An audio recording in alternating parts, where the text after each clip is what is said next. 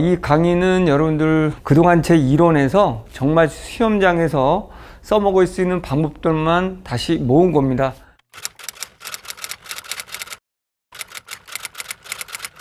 자, 한번 봅시다. 첫 번째는 이 국어라는 시험은 다른 시험하고 다르게 80분이라는 시간 동안 45문제, 16페이지에 엄청나게 많은 문제를 풀어야 되고 지문을 읽어야 되기 때문에 실제로 6월, 9월에 1등급을 맞던 친구들도 수능날은 3, 4등급으로 떨어지는 게 국어입니다. 그 마인드셋이 되어 있지 않기 때문이거든요. 그 마인드셋을 하는 방법을 이야기를 한번 해보겠습니다. 자, 우리가 첫 번째 제일 중요한 거는 눈을 감고 내가 지금 이 시험 문제를 어떻게 푼다. 5분 정도 머릿속으로 문제를 푸는 연습을 하세요. 야, 문제를 풀면서 그동안의 원리를 어떻게 적용하고, 야, 내가 지금 시험을 풀고 있어. 머릿속에 풀고 있는데 내가 이런 문제는 어떻게 풀고, 그래, 내가 문학 문제니까 보기를 보고 보기 문제로 다른 문제 가고, 비문학이니까 역시 첫 단락 첫 문장을 잘 보고 이렇게 접근하고 등등 뒤에 앞으로 나오는 구체적인 영역별로의 그 내용들을 내가 머릿속에 적용해서 직접 문제를 풀어보는 걸 하는 거예요. 그래서 어떤 순서로 문제를 풀고 어려운 문제는 어떻게 대응하고 있고 라는 것들을 해보고, 내가 문제를 이미지에서 풀고 있는데 내가 알고 있는 작품이 나왔는지 안 나왔는지 이런 건 중요하지 않다는 거. 어차피 우리의 전제는 우리가 아는 지문이나 작품은 안 나온다라는 전제 하에 내가 낯선 작품, 낯선 지문들을, 어려운 지문들을 어떻게 풀어가는지 그 방법론을 적용해 보는 거예요. 그리고 눈을 뜨고 실제 시험지를 보게 되면 낯설고 어려운 게 나와도 당황을 하지 않기 때문에 이걸 하라는 거예요. 이거는 제가 굉장히 중요하다고 보는 거고 꼭 실천해 보십시오. 두 번째, 국어는 매년마다 100점은 거의 안 나와요. 저는 장담하건대 100점 맞은 친구들도 완벽하게 풀어서 100점이 아닙니다. 제가 볼 때는 어쩌다 100점이에요.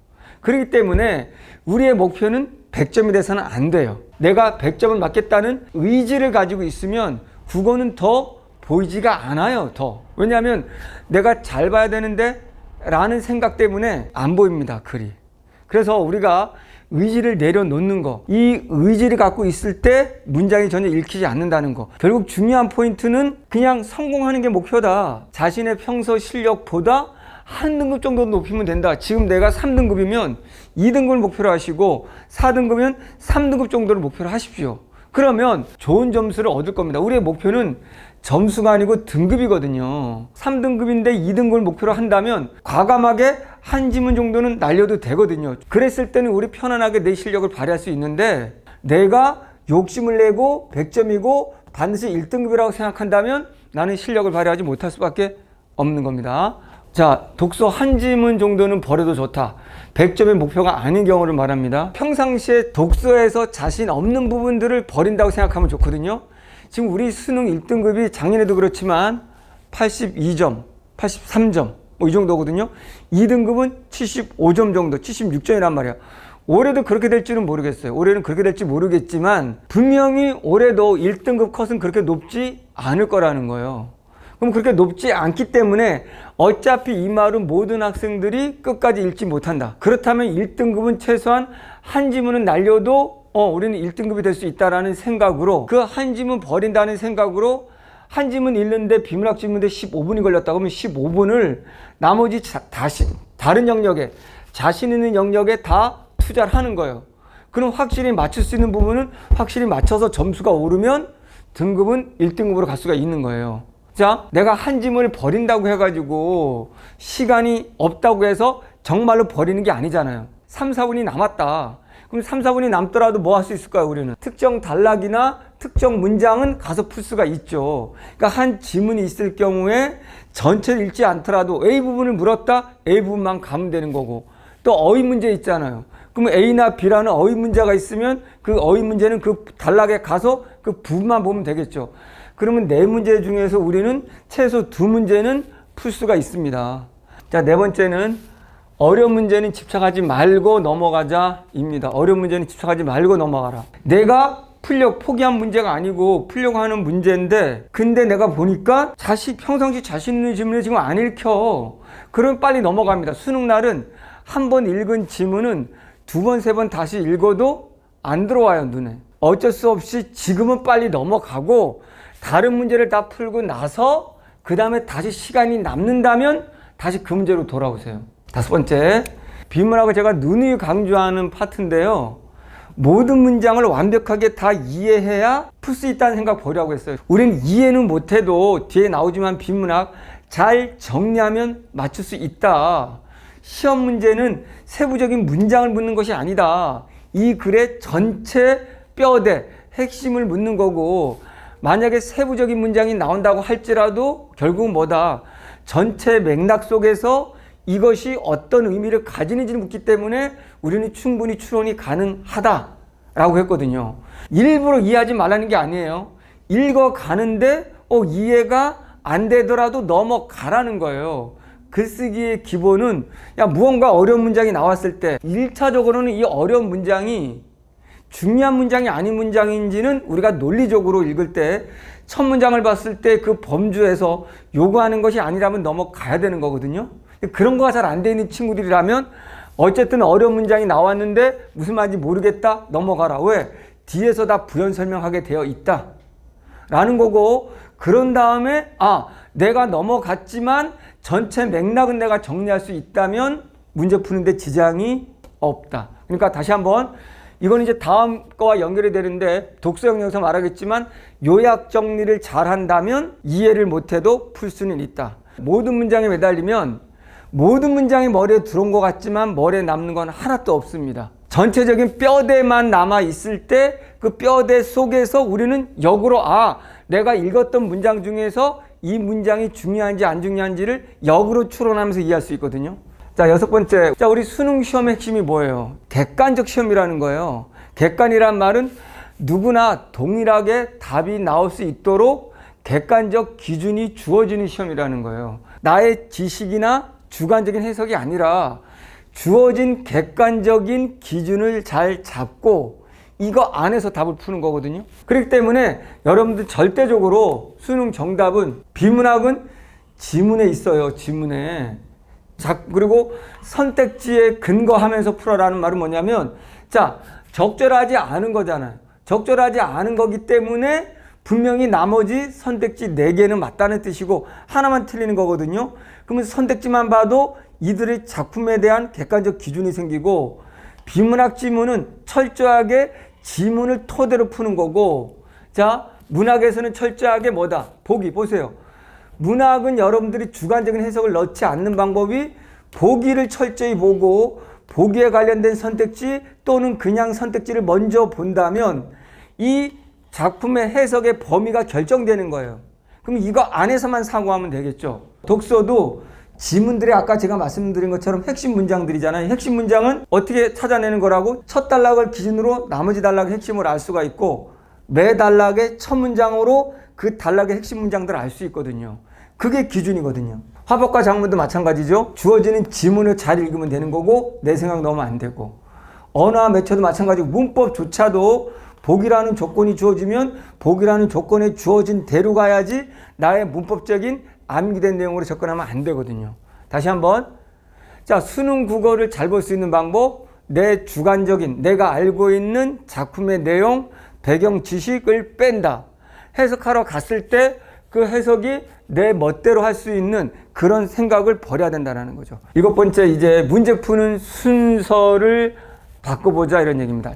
불안감을 줄이는 방법이 지금부터라도 시가 문학을 먼저 풀길 바라거든요. 보기를 먼저 보고 선택지를 먼저 보면 그 시가 작품이 EBS에서 나왔는지 안 나왔는지, 내가 아는 작품인지 모르는 작품인지 아무 상관이 없다는 거예요. 나는 주어진 보기만 잘 읽으면 쉽게 풀 수 있거든요. 그래서 우리가 현장 친구들 마찬가지지만 현대시, 고전시가 같은 이 시가 문학은 최소한 4분 이내로 들어와야 되고, 더 중요한 건 뭐냐면 긴장을 안 하게 된다는 거예요. 보기라는 게 짧기 때문에 보기만 잘 보면 내가 어떤 작품에도 풀 수 있기 때문에 그 첫 번째 현대시, 고전시가를 풀면서 오히려 긴장감이 누그러뜨려지는 거죠. 그 다음에 사문문학은 역시 보기랑 줄거리가 있기 때문에 이 소설 전혀 몰라도 보기랑 줄거리로 풀어갈 수 있게 되는 거죠. 그런 다음에 선택 과목으로 갑니다. 그래서 선택 과목 가고 비문학에서 이제 쉬운 거인 다시 독서론을 풀고 평상시 여러분이 자신 있는 거. 저는 쉬운 영역이라면 독서론 그리고 인문 결합형이라고 봐요. 그런 다음에 경제, 법과 과학기술 중에 여러분이 선택하고 하나 버릴 수 있으면 버린다. 이런 식으로. 이거는 두 가지 의미가 있습니다. 하나는 첫 번째 긴장감을 누그러뜨리는 거고요. 두 번째 좋은 점은 뭐냐면요. 문학은 우리가 난도가 없어요. 이제 보기 논리로 보는 연습을 하면 난도가 없기 때문에 맞을 수 있는 과목은 미리 다 맞는다. 승부는 여기다. 그러면 독서론까지도 우리는 다 맞는다. 라고 치면 나머지 지문들에 관한 싸움이잖아요. 그런데 시간이 없더라도 여러분들이 편안하게 앞부분을 다 맞추고 독서론까지 다 맞추고 했을 때는 등급이 일단 제가 볼 때는 다 맞추면 일단 3등급대로 들어오는 겁니다. 그런 다음에 나머지 지문 중에서 몇 개를 맞추냐에 따라서 등급이 갈라지는 거거든요. 그러니까 미리 점수 확보도 하는 것이고 긴장감도 누그러뜨리기 위해서 저는 이 방법을 추천드립니다. 마지막입니다. 자, 글이 보이지 않는다면 잠시 눈을 감자라고 되어 있어요. 우리가 문장이 어렵고 독해가 어려울 때 지문으로부터 멀어져야 돼요. 멀어져서 큰 틀만 봐야 되거든요. 근데 시험지 가까이 오면 그 문장만 보여. 그럼 모든 문장을 보다 보면 전체가 안 보여요. 그러면 매몰되는 걸 잠시 멈춰야 되잖아요. 이 매몰되는 걸 멈추기 위해서는 정말 눈을 감고 5초든 10초든 생각하는 거죠. 아, 이게 아니지. 채노가 이렇게 풀려고 했지. 기본 논리를 떠올려 보는 거야. 아, 어떻게 하라고 했지? 어떻게 푸는 게 기본이지? 라는 거로 떠올려 보면 충분히 여러분들은 시험을 잘 볼 수 있을 거라고 봅니다. 자, 이번에는 영역별로 접근하는 핵심 원리들을 한번 설명해 보겠습니다.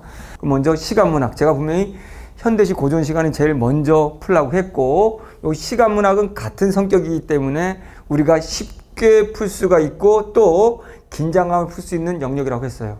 자, 문제 푸는 순서. 제 체인호는 문제 푸는 순서를 굉장히 강조하죠. 일단은 보기를 꼭 먼저 봐야죠. 보기에서 특히 선택지까지도 같이 봐야 됩니다. 선택지까지 같이 보고 여기서 핵심을 잡고 그런 다음에 감상시어 의미 적절성인데 요즘은 이 보기 문제 가와나 둘 다를 말해주기 때문에 감상시어에 가로 적절하지 않다 또는 나의 감상어로 적절하지 않다 뭐가 나오든 벌써 여기에 가나의 핵심을 다 말했기 때문에 요거 풀 때 굉장히 쉬워지는 거죠. 만약에 보기가 가만 나오고 나는 없다고 치고 나가 묻겠죠. 나의 감상으로 적절하지 않은 거 이렇게. 이럴 경우는 자, 여 보기 가지고 힌트를 얻을 수 없으니 이 감상시어 문제 순수 선택지 5개를 통해서 공통범주를 잡아내는 거죠. 그런 다음에 이 두 문제를 풀면 1번 문제로 오는 공통점은 이 두 가지를 가지고 여기에 핵심 내용을 가지고 쉽게 답이 나올 수 있고 표현과 발상은 사실 이건 실용 문제잖아요. 눈으로 확인하는 문제잖아요. 이 때문에 이거는 앞에 내용을 토대로 표현과 발상을 보면 우리가 풀 수 있는 것들이 꽤 있어요. 이건 눈으로 확인하는 문제지만 그래도 이렇게 제일 나중에 와라 이렇게. 그 다음에 보기 문제. 자, 무조건 문학은 현대시든 고전시가든 보기 문제로 다 끝난다고 생각하시고 보기에서 이 작품을 해석하고 또 정답의 근거를 잡는 건데 자, 요즘 보기가 중요하고 보기가 어렵게 나옵니다. 그래서 이 보기에 나온 내용을 머릿속에서라도 구조를 해야 됩니다. 보기 문제를 제대로 읽으면 보기 문제 자체에서 정답이 끝나는 경우가 50%잖아요. 그러려면 보기를 좀 더 자세히 구조해야 된다는 거 명심하시고 어쨌든 보기를 통해서 처한현실과 정서태도 쉽게 말하면 핵심을 잡아내는 거죠. 자, 이제 보기 문제를 풀었고 보기 문제 아까 말했어요. 보기 문제가 가와 나 둘 다를 언급해주고 있다면 이미 보기와 내용과 보기의 선택지 내용을 토대로 우리는 어느 정도 가나의 핵심을 다 알고 있어야 돼요. 그런데 이제 그 다음 문제가 뭐 가의 A, 나의 B를 묻는다든가 또는 그냥 나의 감상으로 적절하지 않는다든가 또는 다시 가의 기억부터 미음, 시어의 의미를 묻는다든가 어떤 형태로 묻든지 간에 이미 여기 보기에서 나온 내용과 선택지를 토대로 움직인다는 거 꼭 기억하시고요. 제가 강조하는 바는 무조건 기준을 먼저 보지 않은 채 작품을 먼저 간다면 결국 기준이 없이 해석했으니까 자기 주관이 들어가는 거거든요. 주관을 빼면서도 객관적이면서도 빠르게 풀 수 있는 거. 내가 보기 선택지 봤더니 너무 선명하게 서술부가 틀려. 그러면 정말 지문 안 가고 시간을 줄일 수가 있잖아요. 그런 경우에도 궁금한 친구들은 꼭 지문 가서 확인을 하시기 바랍니다. 그렇지만 어쨌든 꼭 기준을 먼저 보고 이렇게 가라는 거죠. 그래서 여기 다 나온 거예요. 보기와 보기 선택지를 통해서 감상시험 문제를 접근하라는 거예요. 어차피 보기 있는 내용과 감상시험 문제는 같은 범주 속에 움직이기 때문에. 선택지 전체를 보면서 공통적인 내용의 범주를 파악하라. 특정 시어 기억, 니은, 디귿을 물어도 선택지 전체 1, 2, 3, 4, 5번을 다 읽어야지 바로 1번 기억하고. 자, 이 얘기예요. 1번 기억 했단 말이에요. 조건부 어쩌고저쩌고란 말이에요. 근데 1번 풀기 위해서 기억으로 바로 가면 안 된다고요. 왜? 이 기억을 해석하더라도 이게 전체 맥락 속에 뭔지를 물어야 되거든요. 수능에서의 문학의 특징은 바로 가서 여기에 이 기억의 문장의 사전적인 의미, 표면적인 의미를 묻지 않아요. 근데 선택지에서는 이런 표면적인 의미를 서술합니다. 선택지에서. 그럼 그건 틀린 거예요. 그러니 전체를 보고 이상한데 미음이 그럼 미음부터 가라는 거예요. 그래서 객관적이 되고 시간도 줄이죠. 우린 다 가서 낑기되지 않았잖아요. 그럼 난 요것만 확인했잖아요. 요걸 기준으로 잡아서. 그럼 시간도 줄고 굉장히 객관적으로 정답을 찾아갈 수 있는 거예요. 자, 선택지 중에서 범주나 성격이 다른 거부터 좀 전에 요거부터 가자. 이렇게. 그리고 고전 시가의 같은 경우는 지금 좀 전처럼 기억 1번 기억 어쩌고저쩌고면 이렇게 돼 있단 말이지. 2번 니은 어쩌고저쩌고 이렇게면. 근데 여기에 고가 들어있단 말이야. 또 여기에 한자어가 있단 말이에요. 그럼 보통 학생들은 야 이거 한자어 고 알아야지 푸는 거 아니에요? 그래서 평상시에 열심히 고 한자어 뜻 풀었겠죠. 그런 걸 안 묻는다니까요. 그냥 한자 나오면 X예요. 그냥 고 나오면 Y예요. 그러면 내가 이거는 모르겠지만 다른 선택지랑 이 전체 읽어봤더니 이거는 이별이야. 임금과 이별인데 귀향이야. 이별 귀향에서 임금에 대한 그림이야. 라는 전체 맥락을 잡은 다음에 전체 맥락 속에서 한자어나 고어를 추론할 수 있어요.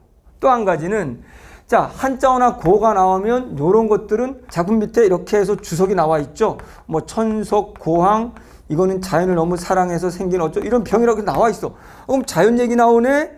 그러면 이렇게 되어 있을 때 이걸 가지고 분명히 주석을 확인하고 이 서술부를 보는 거예요. 근데 이 한자어나 고어가 모르는 단어인데 이거에 대한 주석이 만약에 없다. 이건 XY로 치환하고 일단 정답의 후보에서 밀어두자. 만약 한자어 고에 대한 주석이 없다면 정답의 후보에서는 좀 뒷순위로 밀어두자. 왜?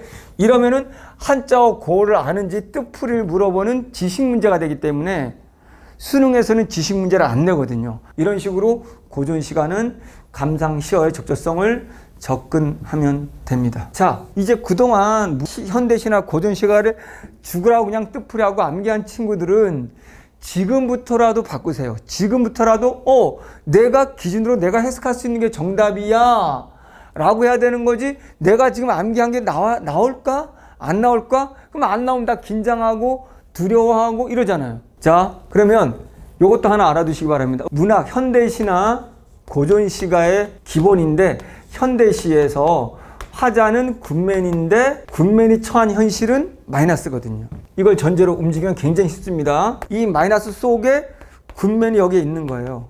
그러니 화자의 정서는 무조건 뭐가 될까요? 정서. 심리는 무조건 마이너스가 돼야 되는 거죠. 그 다음에 태도는 자, 우리 굿맨의 태도는 좋겠죠. 그러면 굿맨의 태도는 가장 많은 게 지금 현실이 마이너스니까 그냥 좌절하지 말고 여러분처럼 난 극복해내리라. 굿맨이니까 나쁜 현실 까야 되겠죠. 절망과 체념은 화자가 아니라 화자가 이제 소시민들을 이야기할 때 주로 소시민들이 나올 때 아무리 노력해도 안 돼. 노력은 하지만 왜 안 돼? 지금 현실이 가진 자 편이기 때문에 마이너스 현실이 가진 자와 손을 잡고 있으니까.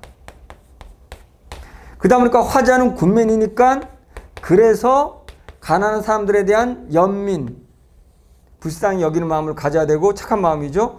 그들과 함께 연대 또는 가난한 사람들끼리 모였을 때 지금 마이너스 현실을 극복할 수 있는 방법은 연대, 공동체. 함께 힘을 합쳐야 부절을 이길 수 있거든요. 그래서 보통 소시민 나오면 요거다 라고 알아두면 되죠.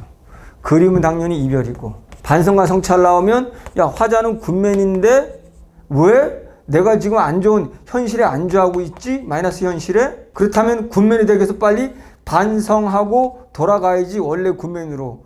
윤동주, 김수영 대표적인 작가죠. 자, 우리 고전 시가는 현대시와 동일한 논리인데 자연 친화의 경우에만 화자가 처한 현실을 풀어쓰고 화자의 정서도 풀었습니다.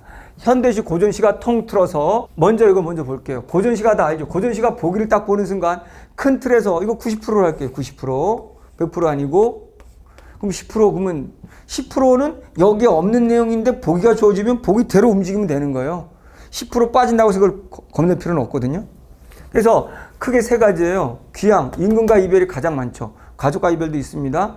내가 세속이 싫어서 자인이 왔어. 요 부분이 요거예요. 요거. 그리고 내가 화자가 세속에 있는데 정치적으로 혼란스럽거나 또는 탐관오리나 간신배가 판치고 있어. 그럼 화자인 군매는 정치 현실에 있더라도 그들을 비판해야 되겠죠. 자, 표현과 발상은 실용 문제입니다. 이거는 쉬운 선택지가 답이다. 표현과 발상을 봤더니 거기에 어려운 개념이나 낯선 단어가 나온다. 제발 그걸 정답 후보가 아니다라는 거지. 그리고 나머지 우리가 현대시는 감각적 심상 당연하겠죠. 감각이란 말이 나오면 시각, 청각, 미각, 촉각, 후각 중에 5가지 중에 하나만 되면 돼요. 감각의 전이 공감각적 심상인데 잘 안 나옵니다. 유사한 문장 구조의 반복, 문장 구조가 반복되는 거, 시어나 시행이 반복되는 거, 음성 상징어, 의태 의성어가 있는데 거의 답은 안 나옵니다. 고전 시가는 꼭 나오는 거 대구, 시가, 운율감이 있으려면은 대구가 일어야 되거든요. 대는 시행이 서로 문장 구조가 똑같고 내용이 서로 호응할 때 대구라고 하죠. 여기도 이제 감각적 심상이 두드러질 때가 있어요. 이게 언제냐면 화자가 자연 속에 있으면서 자연의 아름다움을 플러스를 묘사할 때 감각적 심상이 필요하겠죠. 요것도 잘 나오니까 알아두시면 될 것 같습니다. 자, 우리가 가나위 나면 공통점을 묻거든요. 그러면 1번 문제가 보통 공통점 문제인데 가나를 물었다. 그럼 이거 교집합이거든요. 근데 이거는 제일 나중에 풀라고 했어요. 근데 만약에 이 공통점이 표현 발상의 공통점이라면 그렇다면 내용상 공통점이 없을 확률이 높아요. 그럼 이거는 실제 눈으로 가서 확인해야 돼요. 실제 눈으로 확인하는데 이 정답 쉽게 찾는 방법은 그 중에서 시가 쉬워 보이는 것, 쉬운 것, 짧은 것 여기에서 해당하는 표현 방식을 먼저 찾는 거예요. 자, 이번에 우리가 산문문학, 현대소설하고 고전소설 접근하는 방법 봅시다. 똑같습니다. 일단은 시간문학 다음에 풀기를 저는 권하거나 또는 5와 제일 나중에 풀어라. 산문문학 아무래도 어려워요. 이런 친구들은 제일 나중에 풀기를 권합니다. 자, 이거는 줄거리하고 보기를 같이 보는 훈련이 돼 있어야 돼요. 앞부분의 줄거리든 중간 부분의 줄거리든 빨리 먼저 확인하고 줄거리 있는 내용과 보기와 보기의 선택지를 이렇게 연결하면 소설은 우리가 인물이에요. 인물의 관계를 알 수 있어요. 여기 봤더니 김씨가 나오는데 자 고전소설이라고 합시다. 근데 봤더니 이씨가 나오네. 그러면 씨가 나온다면 고전소설은 부인들의 얘기인데 얘가 본초고 첩이네. 이렇게 인물의 유형. 그럼 안 봐도 우리는 갈등하는 이유를 알거든요. 첩이 갈등은 몰아내려고 모함안에 정절을 훼손했다고 이렇게. 그럼 우리가 보기 줄거리 선택지 보면 핵심을 다 알 수 있는 거예요. 그러면 또 선택지를 보면 이 씨가 어떻게 모함했는지도 자세히 무조건 선택지는 좀 더 구체화해 주니까 이들이 왜 갈등하는지 그리고 시대 현실은 뭔지 고전소설은 장르죠. 그런 다음에 보기 문제 다음에 우리가 감상의 적절성으로 오면 됩니다. 감상의 적절성은 대부분이 또 인물 문제예요. 1번 선택지 좀 풀겠지만 개똥이 2번 선택지 말똥이 이렇게 보면 우리가 답을 찾을 수는 없지만 이 감상의 적절성을 통해서도 뭐다? 핵심을 우리는 잡아낼 수 있다는 겁니다. 자, 다시 한번 문학 핵심은 뭡니까? 내가 아는 내용을 묻는 게 아니다. 이렇게 기준이 주어지고 기준을 가지고 객관적으로 접근하는 바로 비문학이다. 독서 영역이다. 문학은 독서 영역이라는 걸 명심하시고 접근해야 되는 거예요. 자, 그러면 지문 독해 순서. 자, 1단계에서 보기 줄거리를 잡았죠. 2단계에서 감상의 적절성 문제의 선택지 1번부터 5번까지가 있단 말이에요. 그러면 개똥이는 어쩌저쩌고 했다는데 요 단어를 물으려고 하는구나. 이거 평소에 연습해야 되는 거예요. 2번 선택지 봤더니 말똥이 요 단어를 물으려고 하는 거구나. 그럼 요 5개를 이 보기 문제 푸느라고 이 문제 봤더니 1, 2번은 지울 수 있네. 보기에 있는 내용을 토대로. 그럼 나머지 3, 4, 5가 남았다면 3번에 자, 우리 소똥이는 A고 4번에 닭똥이는 B고 5번 돼지는 C고 이렇게 나왔다고 치시다. 그러면 이거를 기억해 놨다가 오로지 독해를 할 때는 요 A, B, C만 해석이 아니고 오로지 이걸 찾으면 되는 거예요. 근데 찾아가다 보니까 4번에 B라고, 닭은 B라고 되어 있는데 봤더니 나 B네? 그럼 바로 정답을 캐치하는 거예요. 그럼 나머지 이제 이런 거 확인 안 해도 되는 거죠. 됐죠? 하고 독해를 쭉 해 내려가는데 이 문장을 묻는다? 그러면 읽다가 이거 끝나면 풀고 또 A라고 특정 단락을 묻네? 그럼 독해하다가 A 부분 가면 되는 것이죠. 그래서 지문을 다 읽으면 문제풀이도 완성이 돼야 되는 거예요. 훈련하세요. 이게 소설을 빠르게 보는 방법이에요. 만약에 5분 남았다. 5분 남으면 비문학 지문 절대 눈에 안 들어와요. 다 날려. 근데 5분, 3분, 4분 남아도 소설은 풀 수 있는 거야. 소설 풀 수 있는 거, 자, 보기 문제 풀 수 있죠. 지문 안 가도. 요게 특정 단락하고 문장, 요거는 보기 그 부분만 가면 되죠. 이걸 기점으로 부분만 가면 되죠. 그리고 우리는 하나 더 서술 방식도 우리는 많이 연습했고 제가 9월 모의고사도 현대소설, 고전소설 지문 안 가고 줄거리 요 문제를 통해서 바로 풀어갑니다.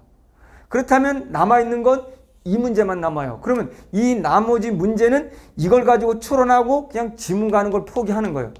지문 가는 것을 포기하고 여기 있는 걸로 때려 맞추는 거예요. 그럼 이거 틀린다고 했을 때 이거 하나만 틀리는 거예요. 근데 비문학은 통째로 날려요. 한 지문 4개를. 근데 이거는 3개는 건진단 말이죠. 지문 안 가도. 그렇기 때문에 3문을 자신 없는 친구들은 맨 나중에 놔도 우리는 3분이 있어도 맞추고 하나만 틀린다. 근데 이 논리로 봤더니 시험에 50%는 감상 문제 안 나오는 경우가 있어요. 이거 사실 안 나와야 되거든요. 이건 실력 문제라서. 근데 이거 간혹 안 나옵니다. 한 2, 3년에 걸려 한 번씩. 그럼 만약에 이게 안 나온다면 난 지문 읽지 않고도 다 풀 수 있기 때문에 2, 3분 안에 이거를 끝낼 수가 있게 되는 거예요. 그래서 3문이 자신 없는 친구들 2, 3분에도 풀 수 있는 이런 훈련을 미리 해 두라는 거예요. 남은 시간 동안. 그럼 충분히 여러분 잘할 수 있습니다. 자, 우리가 지문 독해할 때 집중해야 될 부분들이 있어요. 인물의 유형으로 예측하라. 얘가 플러스 인물이면 읽을 때 얘는 무조건 좋은 얘기 하겠지. 얘가 지금 만약에 아까처럼 김씨인데 본처인데 그럼 얘는 억울하게 당한 얘기 하겠지. 근데 반대로 마이너스 채씨인데 첩인데 마이너스 인물이라고 결정이 됐는데 얘가 뭔 말을 해도 얘는 거짓말이네. 뭔 말을 해도 나쁜 얘기네라고 치고 가면 되는 거예요. 그런 다음에 다 읽었을 때 마지막 부분 가서는 갈등이 해소가 됐는지 아닌지 파악해 보세요. 갈등이 해소됐으면 플러스로 끝나는 거고 해소되지 않았으면 마이너스로 끝날 겁니다. 특히 고전소설은 요즘 어려운 게 이겁니다. 고전소설 지문 읽을 때 선택지에서 야 최부사로 나왔는데 지문 갔더니 최공으로 나오고 그러면 이 쥐예요. 쥐. 관직에 있는 사람은 그냥 공. 이건 진짜 직접 쥐. 그 다음에 부는 가족관계에서 아버지. 근데 그 사람의 진짜 이름은 최인호.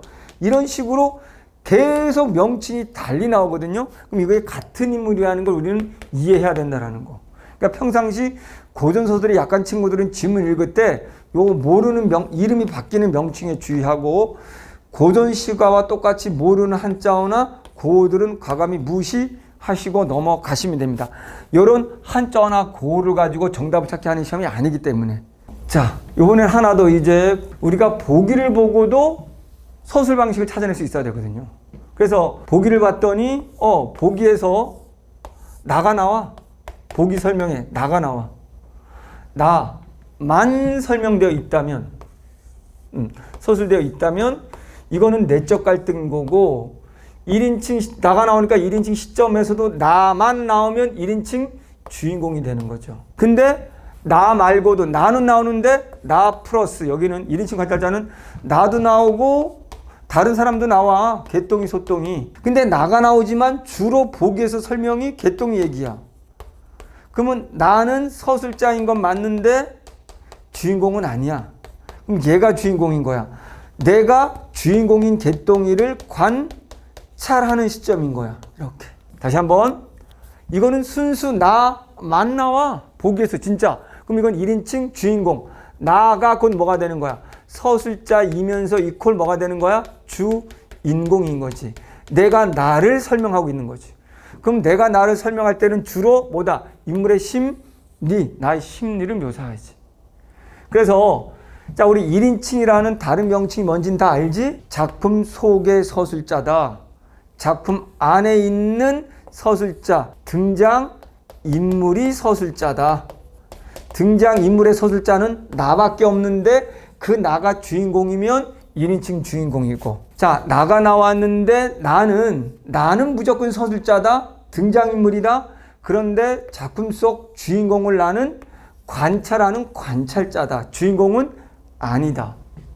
그래서 주인공과 나는 거리감이 있다. 왜? 나는 관찰만 하지 주인공의 속내는 모른다. 그를 겉에서 보고 이제 좋은 애과 나쁜 거야. 인상 안 좋은데 라고 판단, 평가는 할 수는 있다. 그래서 서술자, 평가, 판단은 1인칭 관찰자다.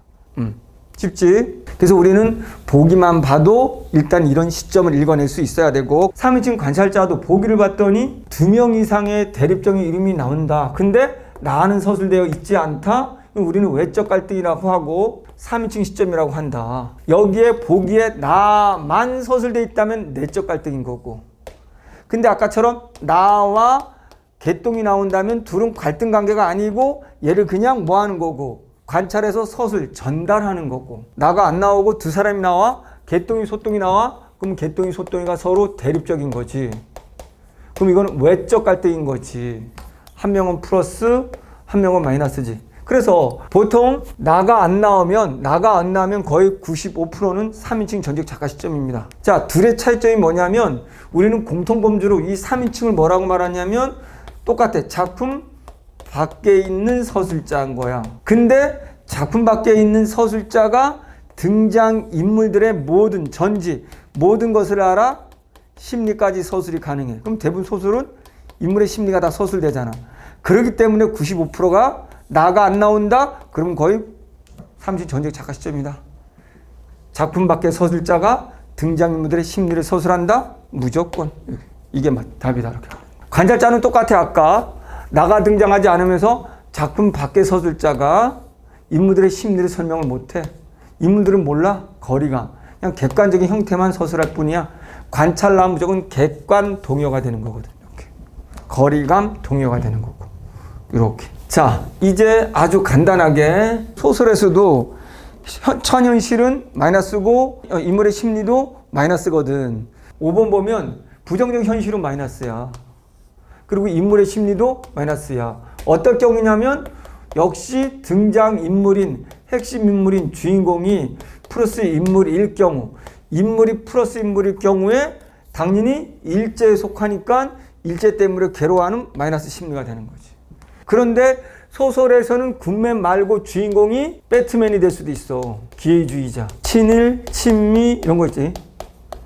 얘네가 주인공이라면 당연히 얘네들의 심리는 초반부에는 플러스야. 기회를 이용하니까 심리가 좋아.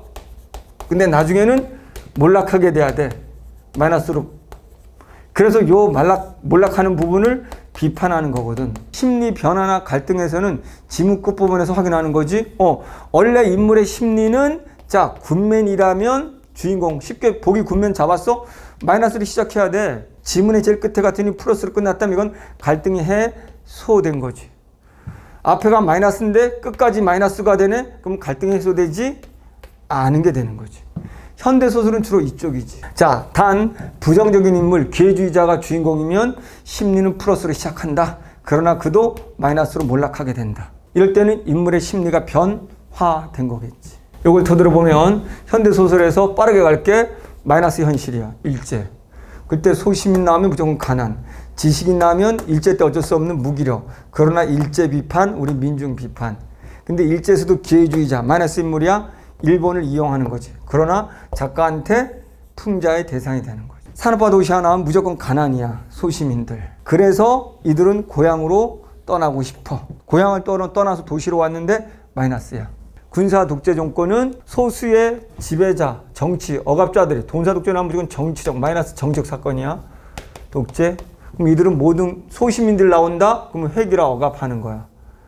소시민성. 근데 우리는 그걸 정하려고 안 해. 소시민들은. 몰라서. 본질은 몰라서 그거를 작가가 비판하고. 나중에 각성하고 나서 저항하고. 지식인 같은 경우에는 똑같아. 군사 독재에서 무기력해. 하지만 지식인이 군민이라면 소극적으로라도 끝까지 저항을 해야 돼. 근데 무기력으로 끝나고 소극적으로 저항을 안 하면 무기력한 지식인은 우리는 비판을 하게 돼. 비판의 대상이 되는 거지. 자, 전쟁 중이라면 가장 일반적인 게 북한군과 남한군의 대립이야. 대립하는 이유는 이념의 갈등이야. 공산주의와 우리 민주주의의. 그러다 보니 주제는 주로 삶과 죽음이야. 전쟁 속에서는 실존주의라고 해. 피난민들의 고통이야. 그래서 결론은 자, 화해하자. 이게 주 메시지지. 전쟁이 지난 후, 전쟁 후에 무조건 나오면 정적인 상처야. 전쟁 중에 사람을 죽이고 죽임을 당하는 광경을 보는 거. 그 중에 가족의 죽음을 목격하거나 가족과 이별하는 거 등등. 그러면 전쟁 후에 이 정신적인 상처를 치유하느냐 아니면 지속되느냐의 싸움이 되는 거야. 자, 예술은 예술과 가치관의 대립이야. 두 예술가가 이렇게. 하나는 누가 플러스 마이너스기보다는 예술은 어떻게 보면 정신이지 아니면 이거는 외적인 거지 이런 식으로. 또는 예술은 순수한 건데 플러스. 현실은 무조건 마이너스잖아. 대립하게 되는 거고. 그래서 어쨌든 주인공은 군면이기 때문에 이런 현실을 뛰어넘어서 승화하는 게 주제가 되는 거고. 자, 고전소설은 가정소설. 본초와 첩의 갈등. 그냥 씨가 나온다면 두 씨가 싸운다면 하나는 본초, 하나는 첩이다. 일반적으로는 이런 구조인데 그랬을 때 첩이 본부인의 정절을 모함하고 이렇게. 특히 남편이 없을 때. 그렇지만 고전소설의 기본은 조력자가 등장해. 플러스 걸한테. 그래서 억울함이 해결되고 얘는 벌을 받고. 이게 권선징악이지. 자, 군담 영소설은 자, 영웅이 등장하는데 영웅이 이제 고난을 겪어야 돼. 하지만 조력자가 도움을 받고 조력자 도움으로 다시 복귀해서 전쟁에서 승리하는. 전쟁에서 승리할 때 주로 전기성을 발휘하는 거고 과장, 장풍 날리는 거. 그리고 나서 임금도 구하고 가족도 구하는 이런. 애정소설은 남녀가 사랑하는데 장애가 주로 부모들이 두 사람 결혼을 못하게 하거나 또는 부모는 찬성하는데 권력자들이 두 사람을 방해하거나. 요게 어떻게 방해하는지 이게 중요한 포인트야. 역시 조력자의 도움으로 두 사람들은 사랑을 이루게 되는 거. 판소리계 소설은 양반과 권력자의 부정, 그러니까 지배층에 대한 부정 풍자 비판이 가장 많아. 동시에 이런 지배층으로 인해서 민중들의 고단한 삶을 연민, 위로하는 거야. 율문체라는 거는 이제 판소리이기 때문에 자, 우리 랩 생각하면 돼. 랩 이거 반복되는 거, 비슷한 문장이 반복되는 거, 열거되는 거 이런 것들. 그리고 판소리 소설은 소설자 개입도 주로 있고. 자, 작가가 무조건 박지원이다. 그러면 무조건 까는 거야. 양반을. 왜? 박지원은 실학 계열이기 때문에 부정적 인물, 양반 계층을 무조건 깐다. 유학자들을 무조건 깐다. 그리고 오히려 버림받은 민중, 천민들의 삶을 긍정한다. 이게 더 올바르다고. 의인 소설도 제목을 봤더니 동물의 이름으로 나온다. 그러면 동물을 통해서 인간들을 까는 건데 당연히 부정적 인물을 까는 거다. 양반 권력자 또는 특히 조선위기에 몰락한 양반, 마이너스 재판관 등등. 몽유롭게 소설은 꿈속에서 이야기이기 때문에 현실이 당연히 마이너스야. 그러니까 현실에서 이룰 수 없으니까 꿈을 통해서 현실도 비판하고 자기 소망도 꿈속에서 실현해 보는 거야. 그리고 다시 현실로 돌아왔는데 꿈속의 이야기가 허황되지 않다라고 신빙성이 있다라고 꿈속에서 내가 가졌던 선물 받았던 소재가 깨어나니까 그대로 손에 있다든가 내가 꿈속에서 봤던 공간이 또 그대로 똑같은 공간을 만나게 된다든가. 자, 우리가 서술 방식에서는 시점 빼고 배경과 소재가 나오는데 어떤 배경이 나온다면 가장 많은 게 이 배경이 해가 진다. 그리고 겨울이다. 이거는 인물의 심리를 대변하는 거지. 왜? 인물의 심리는 보통 뭐이니까? 이건 마이너스니까 인물의 심리는 마이너스니까 심리를 대변하는 거지. 그런데 지금 봤더니 인물의 심리가 마이너스인데 반대로 배경이 해가 뜬다. 봄이 왔다. 이렇게 되면은 내가 지금 인물의 심리는 분명히 마이너스라는 걸 선택지를 보고 잡았는데 이런 계절이라면 이건 대비가 되는 거고. 그 다음에 요거 잘 나오지. 인물의 외양 묘사. 눈, 코, 입, 외모를 말한다. 그럼 우리는 그 눈, 코, 입, 외양 묘사를 통해서 간접적으로 걔가 어떤 성격이구나를 독자들이 추론할 수 있겠지. 자, 요즘 잘 나오는 게 요약적 제시지. 요약적 제시 쉽게 찾는 방법은 자, 시간 부사가 나와야 돼. 지난 5년간 또는 어릴 때부터 개똥이는 쭉 자라와서 지금까지 과거에 관한 이야기면서 주로 시간이 언급돼 있다라면 과거의 긴 몇 년의 시간을 요약적으로 제시해주고 있단 말이야. 근데 그 요약적 제시가 등장인물의 말을 통해서 개똥이는 5년 동안 이렇게 살았어 말할 수도 있고 그냥 서술자 위에서 말해줄 수도 있다는 거야. 사건 전개 순서는 보통 고전소설은 순행, 이튿날 또는 뭐 한 달 후 뭐 이런 식으로 순행적으로 전개되는 게 고전소설이고 현대소설은 주로 과거 해상을 통해서 역순행 구조로 움직인다는 거 알아두시면 됩니다.